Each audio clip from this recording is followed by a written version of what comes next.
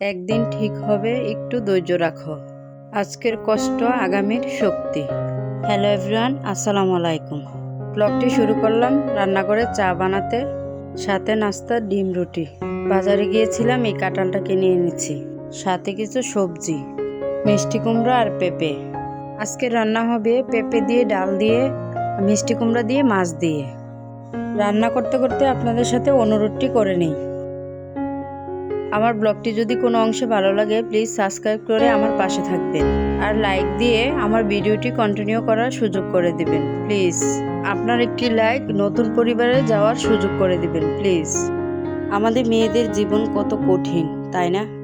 আমাদের জীবনটা শুরু হয় বাবার বাড়ি, তারপর স্বামীর বাড়ি, অথচ নিজের বাড়ি বলতে কিছুই হয় না।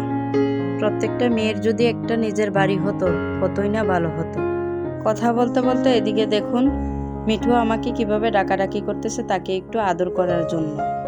বারান্দা আসলে সে আমাকে ডাকবে মা মা করে, আর তাকে একটু আদর করতেই হবে।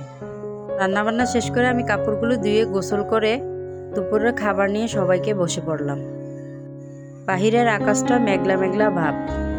এই তো এখন বৃষ্টি, এখন রোদ, এই অবস্থায় চলতেছে। একটু রেস্ট নিয়ে ছাদে চলে গেলাম। আমার যে আরও কাঁচা বাচ্চা আছে এদেরকে খাওয়ানোর জন্য। এদের সাথে একটু দুষ্টুমি করতে করতে এদেরকে খাবার দিয়ে দিলাম। আমার ছাদের কাঁচা বাচ্চাকে সবাই মাশাআল্লাহ বলে যাবেন। আর এদিকে আমার গাছের মালটা, আর তো খেতেই পারি নাই চুরের জন্য, জানি না মালটা খেতে পারবো কিনা। ও আবার গাছের পেঁপেও আছে, জানি না খেতে পারবো কিনা। যদি আমার পরিবারের রিজিকে থাকে তাহলে খাবো, না হলে চুরিই খাবে, আর কি করা যাবে। আম গাছে যে টুনটুনির বাচ্চাগুলো হয়েছিল সেগুলো বড় হয়ে চলে গেছে। এদিকেও আরেকটা পেঁপে গাছ আছে, পেঁপে গাছের শুকনো পাতাগুলো আমি ছাড়িয়ে নিলাম। আর দুষ্টুগুলো দেখেন কিভাবে নেটটাকে সরিয়ে দিল, তারপর আবার নেটটাকে আমি ঠিকঠাক করে দিলাম। ছাদে ঘোরাঘুরি করতে করতে ক্লান্ত হয়ে গেছি, তাই এক গ্লাস শরবত খেয়ে নিলাম।